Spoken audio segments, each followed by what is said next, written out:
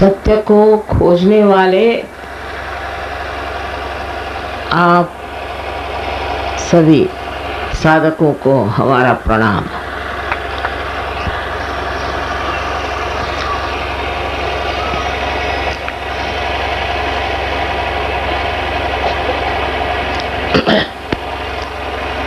मैंने तो इतनी आशा नहीं की थी कि आप इतने लोग इतनी बड़ी तादाद में इस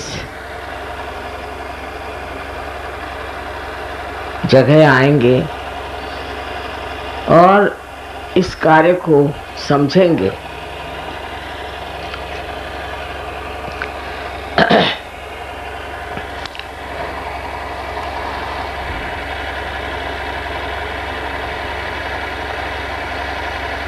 एक बार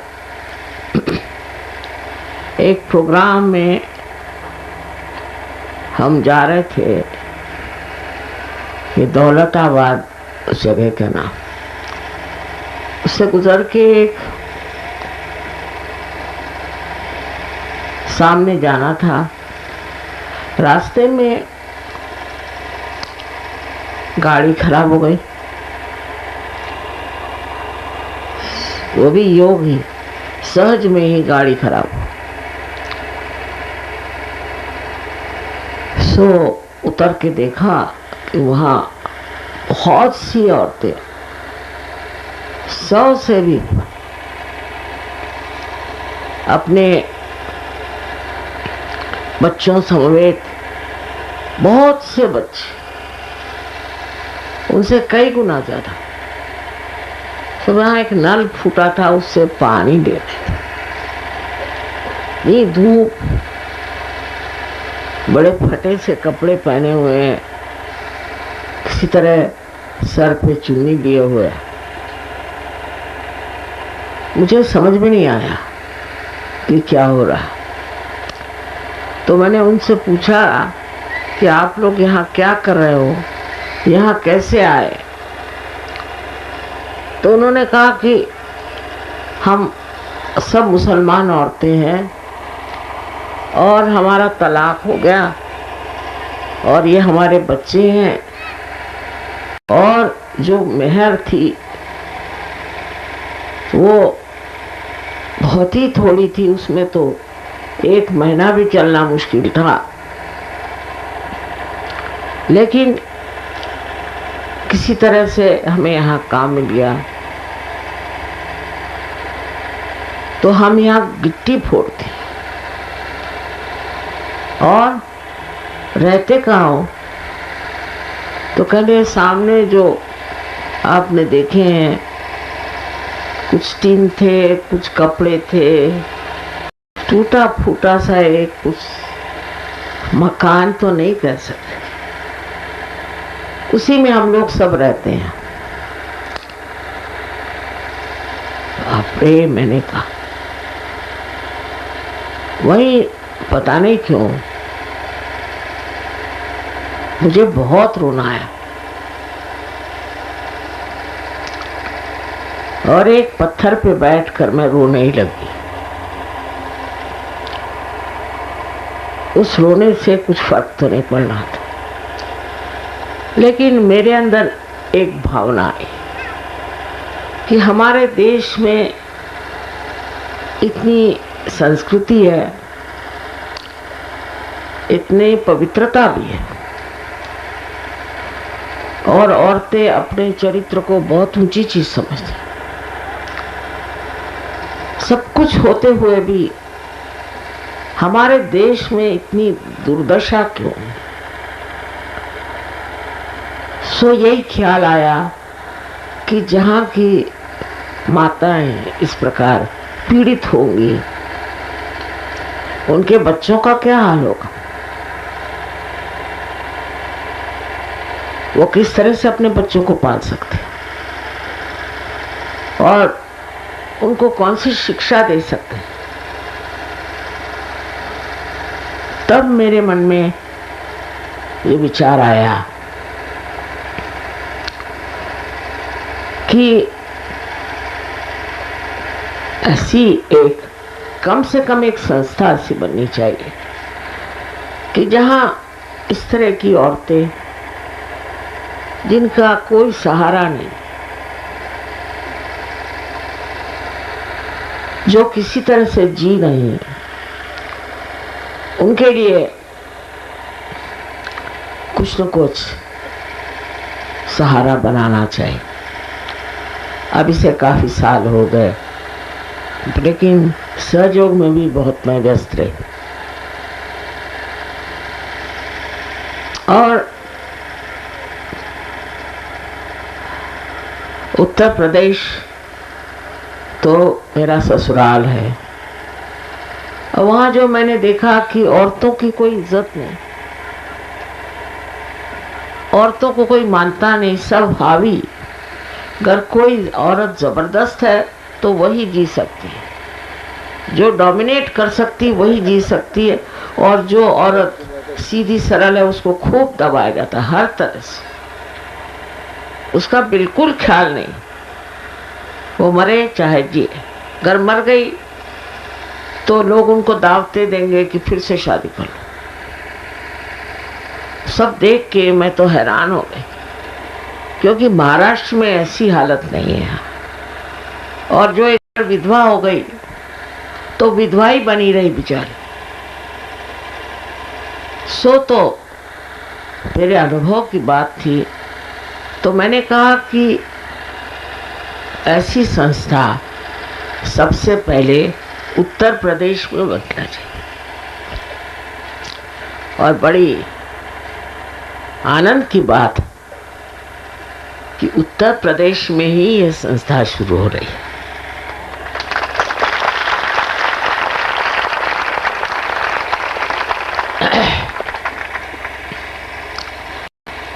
इसमें तो हर हालत यही चाहेंगे कि जो औरतें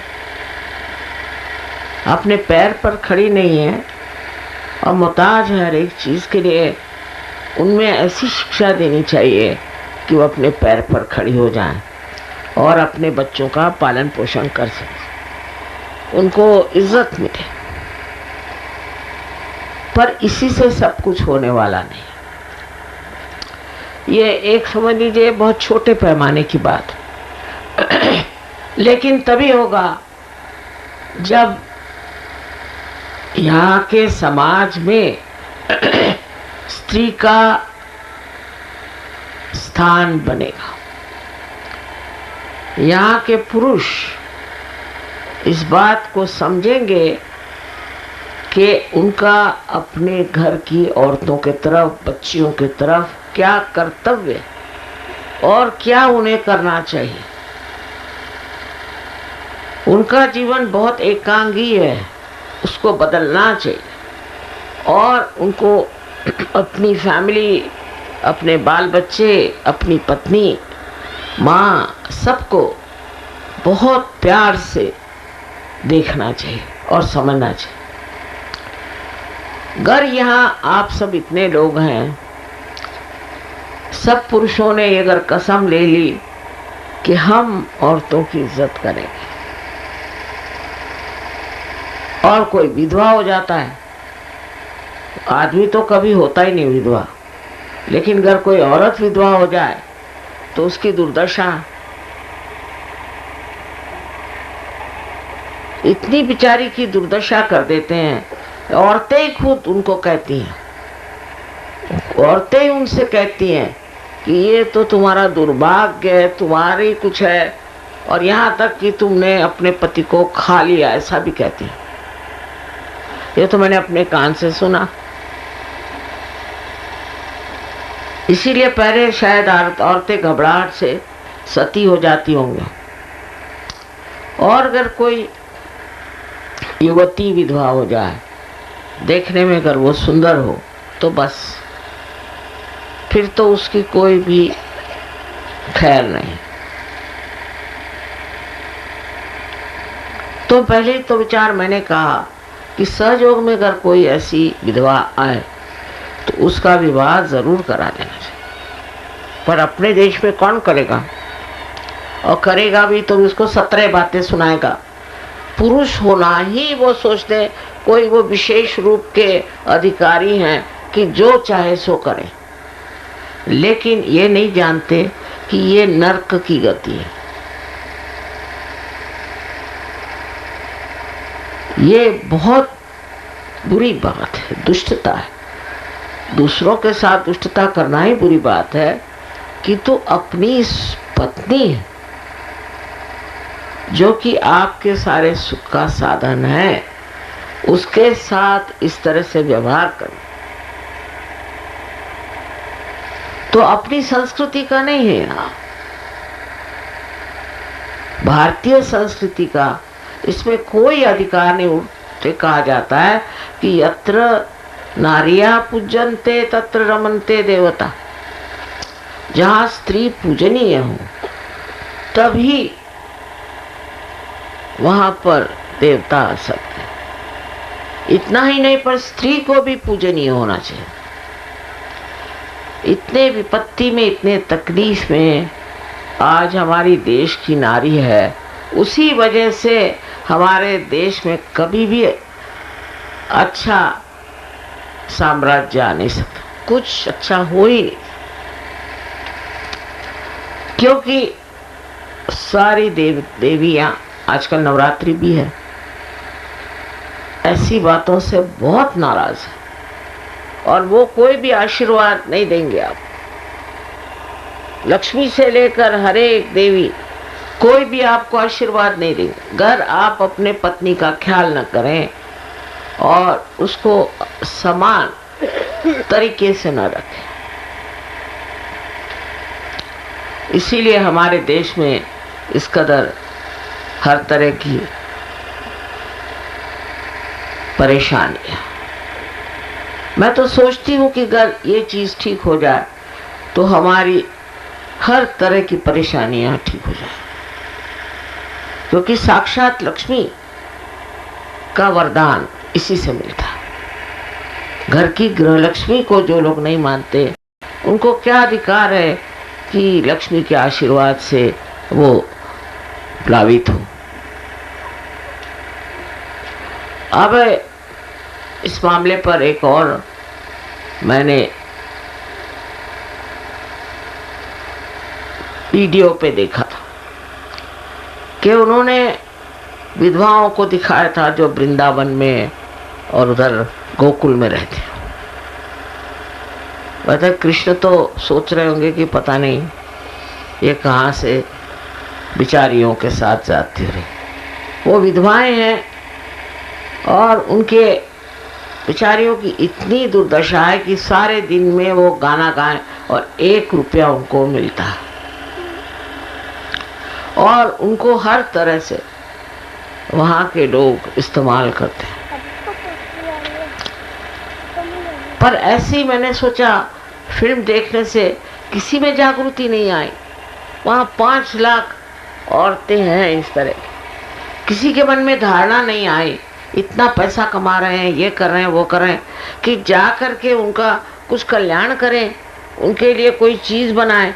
माने मनुष्य इस कदर संवेदनशील नहीं है, बिल्कुल भी उल्टा ही है कि उसके मन में ये भी भावना नहीं आई कि इस फिल्म को बहुत दिखाया गया। फिर मैंने कहा ऐसी फिल्म दिखाने से कोई फायदा नहीं। अब एक फिल्म वो आई थी यहाँ बाई दिखाने के लिए, वो तो सिर्फ बदनाम करने के लिए आई थी, उनकी पब्लिसिटी बहुत हो गई। वो फिल्म दिखाने से क्या होगा? इन लोगों के पास इतने पैसे हैं तो क्यों ना ये विधवा के आश्रम और ये कायदे के बनाए। आज हैं 2-4 लेकिन वो कायदे के नहीं है, तो ऐसे आश्रम क्यों ना बनाए जाए जहां इन औरतों का पालन पोषण तो हो कम से कम। बहुत सी औरतें तो इसीलिए अपनी आत्महत्या कर लेती हैं कि ऐसे जीने तो अच्छा आत्महत्या कर ले। एक तो स्त्री के लिए विवाह बिल्कुल करना ही चाहिए, और विवाह के बाद अगर उसके पति घर नहीं रहे तो गए, फिर उसका जीना मुश्किल और उस पर हर तरह की आफत, हर तरह की आफत इस देश में और देश में इसलिए नहीं है कि उनमें नैतिकता नहीं है। कोई औरत विधवा हो गई तो वो घूम घाम के अपना पति ढूंढ लेगी, नहीं तो कुछ और कारोबार ढूंढ लेगी। ये अपना ऐसा देश है कि पद्मिनी के साथ 32,000 औरतें होम कुंड में कूद पड़ी अपनी आबरू बचाने के लिए, अपनी इज्जत बचाने के लिए। तो इस देश में फिर औरतों के लिए कौन सा मार्ग बचा हुआ?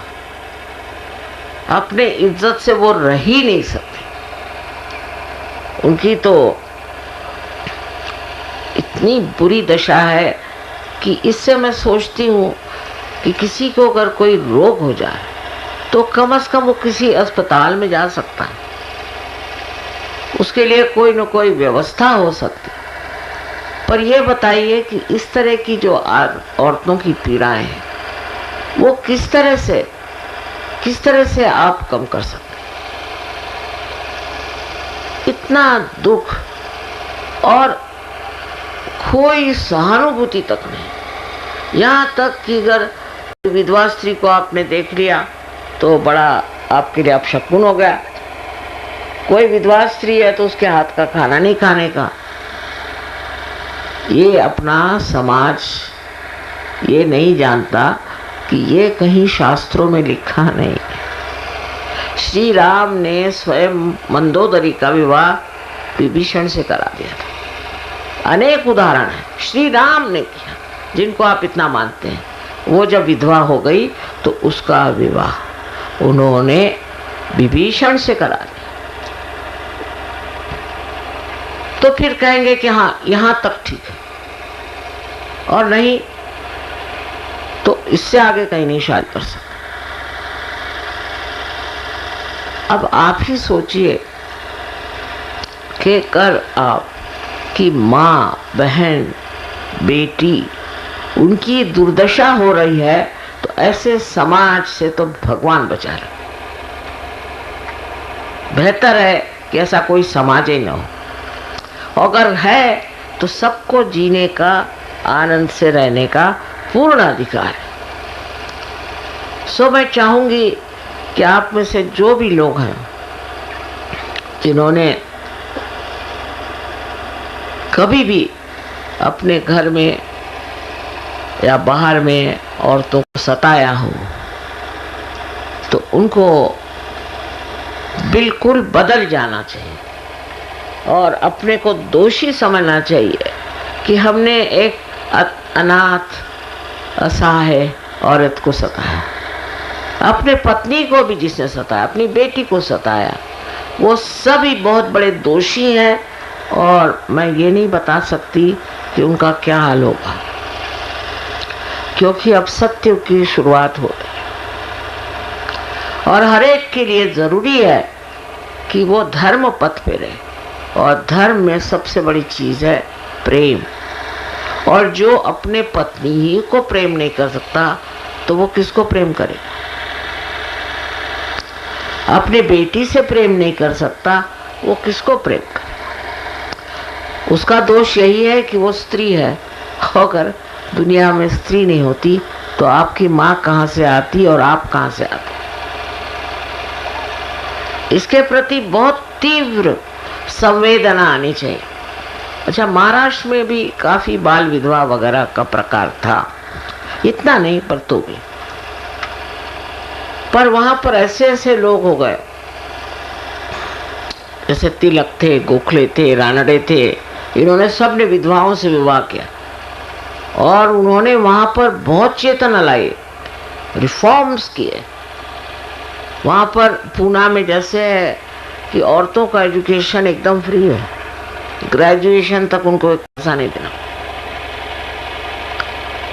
उससे भी ज्यादा यहाँ कार्य करने की जरूरत है, क्योंकि यहाँ उससे कहीं अधिक बुरी दशा है। यहाँ के लोगों में जागृति लाना और उनमें चेतना लाना बहुत जरूरी है। उसी की जगह अगर औरत जबरदस्त है तो उसका राज होता है। बहुत से औरतों ने सीख लिया है कि बेहतर है हम लोग जबरदस्त बन जाए, इससे कोई फायदा नहीं। औरत का तो कार्य यही है कि सब चीज को आत्मसात करे क्योंकि पृथ्वी जैसी उसकी अपनी शक्तियां, किंतु अपनी शक्तियां को जगा और उससे सृजन करें और अपने दम पर खड़े और स्वाभिमान से किसी तरह की भी बातें करने से ये कार्य नहीं होना। इसको पूरी तरह से समझ लेना चाहिए कि ये महापाप है और ऐसे गलत काम करने नहीं के तभी हमारे देश में परिवर्तन आ सकता है। सिर्फ सहयोग में आने से कोई फायदा नहीं। सब लोगों को सहयोगी हो या नहीं हो, आपके पड़ोस में अगर कोई किसी औरत को मार रहा है तो आपको जाकर उससे छुड़ाना चाहिए। कोई शराब पी करके और घर में दंगा मस्ती कर रहा तो उसको ठिकाने लगाना चाहिए। ये आपका सामाजिक कर्तव्य है और जब तक ऐसी जागृति आप लोगों में नहीं आएगी तब तक ये कार्य नहीं हो सकता। दूसरी बात, खुद औरतों की ऐसी है कि इनमें इतना ज्यादा स्वाभिमान है कि ये हर हालत सह लेंगी, किंतु इनसे किसी विधवा से कहो कि तुम शादी कर लो तो हो गया। हमारे यहाँ एक सहयोगिनी थी, देखने में बहुत सुंदर थी और 3 बच्चे थे। बड़ा लड़का कोई 15-16 साल का होगा। अब वो कमाने के लिए कहीं भी जाए, कहीं भी काम करे, बस आदमी उसके पीछे पागल। अपनी बीवी के पीछे में नहीं, दूसरे की बीवी, वो विधवा है, चलो उसके पीछे। तो उनसे मैंने कहा कि बहुत गोल घुमा के मैंने कहा कि मेरे ख्याल से ये जो आपके प्रश्न हैं इसके लिए अच्छा आप शादी कर लीजिए। तो वो तो बेहोश हो गई, सुनते ही साथ बेहोश हो गई कि माँ ने ऐसी बात कैसी कही। जब उन्हें होश आया तो उन्होंने कहा, माँ आपने कौन सा मुझ में ऐसा दोष पाया जो आपने इतनी कड़ी सजा सुनाई? अरे भाई, इसमें कौन सी तुम्हें मैं सजा सुना रही? माने ये भी इतना ज्यादा हमारे ऊपर संस्कार और कंडीशनिंग है औरतों में। विधवा हो गए, ये हमारे समाज की देन है। विधवा हो गए तो गए, अब इसके बाद हम विवाह नहीं कर सकते, हम कुछ नहीं कर सकते, हम करेंगे तो बस बेकार। कौन समझाए? तब फिर मैंने उनके लड़के को समझाया कि तुम अपनी अम्मा को समझाओ। वो कहीं नहीं रह सकती थी क्योंकि सुंदर दिखने में थी और शायद विधवा थी। तो 1 साल बाद उनकी खोप में बात आई, जब उन पे काफी आफतें आ गई, तब 1 साल बाद उनको लगा कि माँ जो कह रही ठीक बात है। तब फिर उनकी शादी यहाँ तो होना अशक्य है। कोई विधवा हो गई तो मतलब वो तो बिल्कुल दुनिया से गई बीती औरत।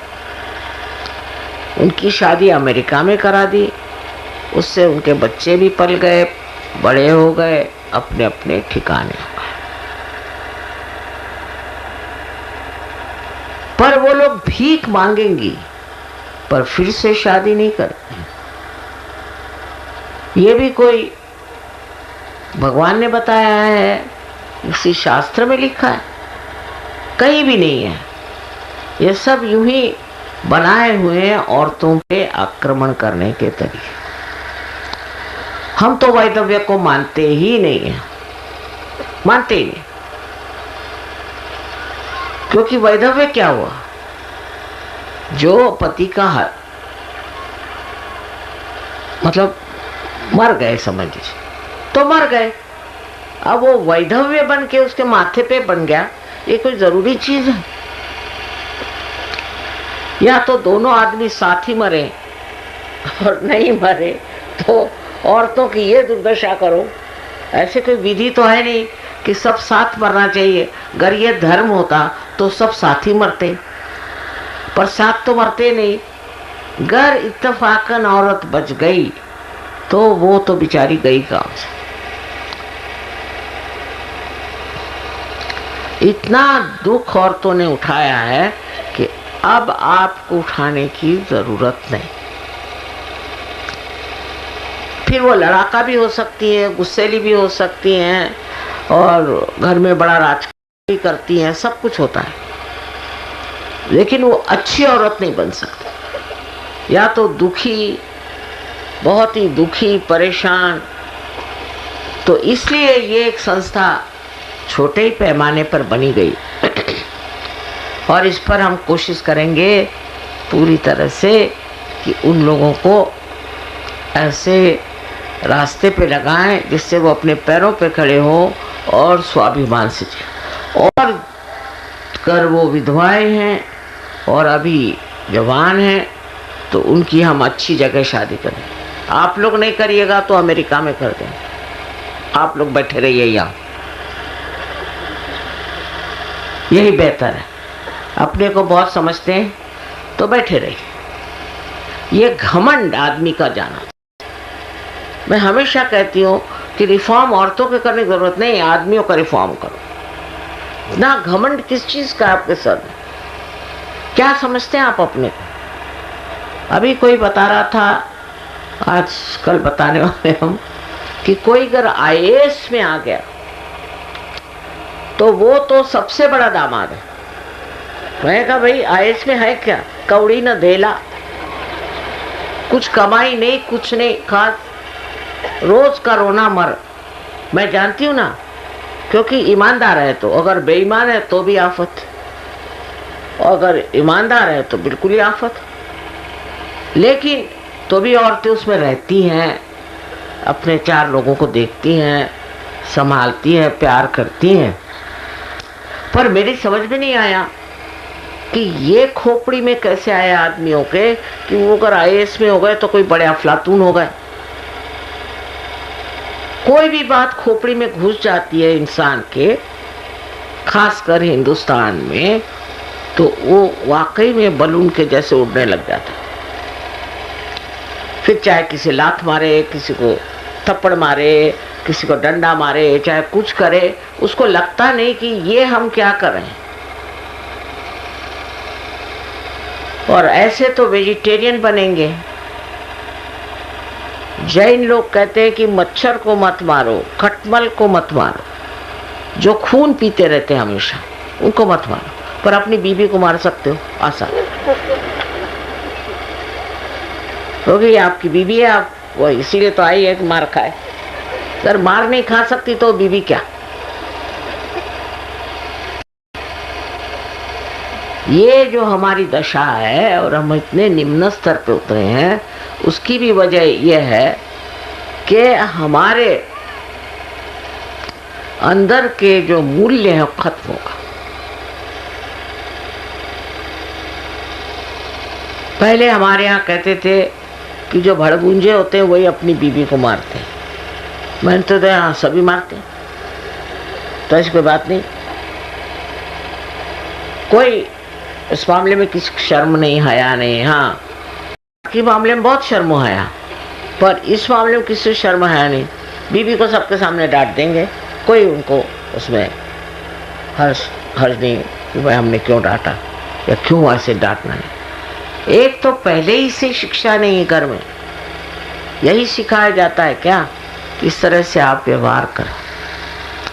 तो जहाँ तक मुझे हो सकता है मैं इस संस्था के लिए पूरी मेहनत करूँ और इतना हो सकता है इसमें औरों का उद्धार हो।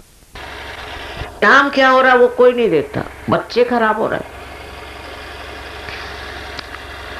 आपके बच्चे ही दुष्ट हो रहे हैं, चोरी करेंगे, ये करेंगे। ये सब आया कैसे? क्योंकि समाज टूट गया, क्योंकि फैमिलीज टूट गई, इसलिए हुआ।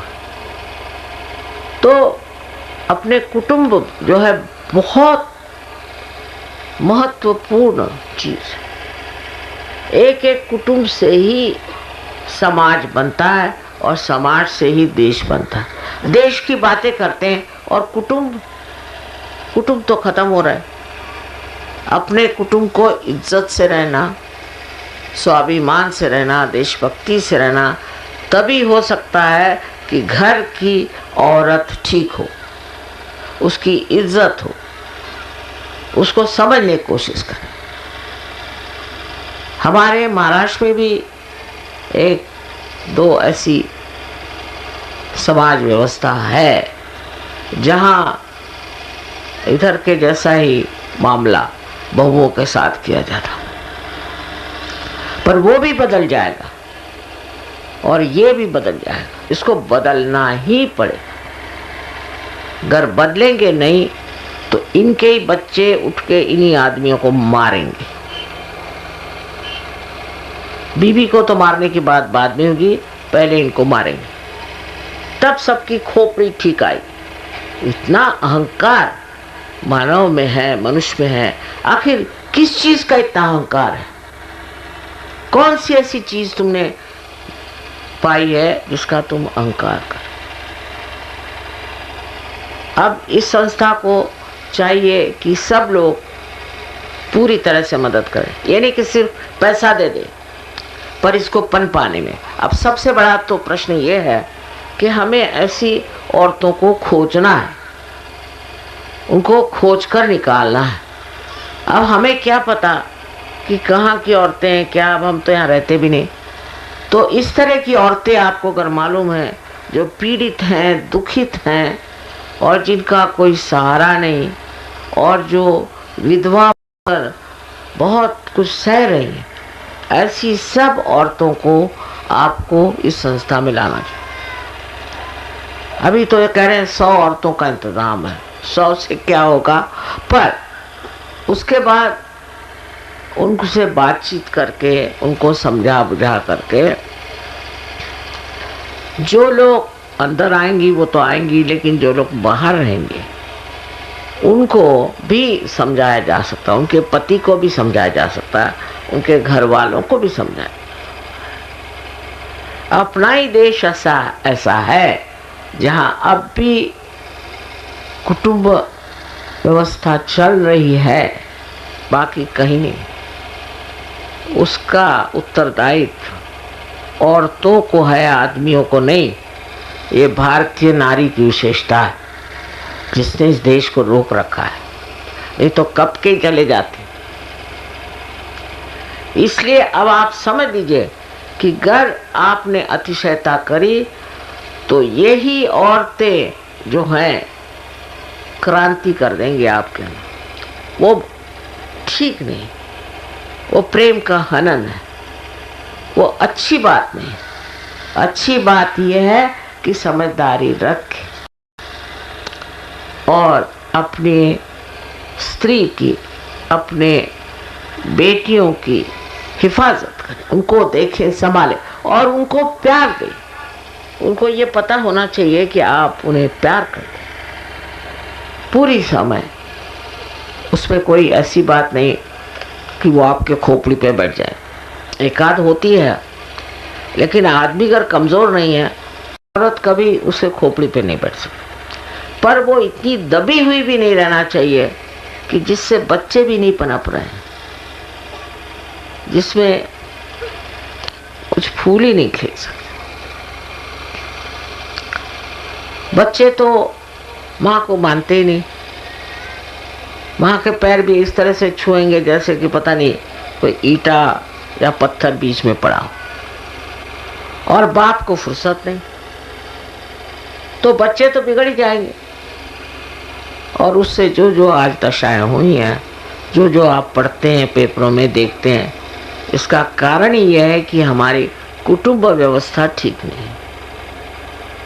तो बहुत ज़रूरी है कि उसको आप ठीक रखें। यही हमारे समाज का ताना बाना है, इसके सहारे आज आप भी यहाँ बैठे हुए हैं, और आगे भी अगर चलाना है तो कृपया याद रखें कि औरत का मान रखना, का उत्थान करना और लोगों को प्रवर्तित करना भी आपको एक परम लक्ष्य की तरह से समझना चाहिए और उधर ध्यान देना चाहिए। ये मेरी आंतरिक इच्छा है।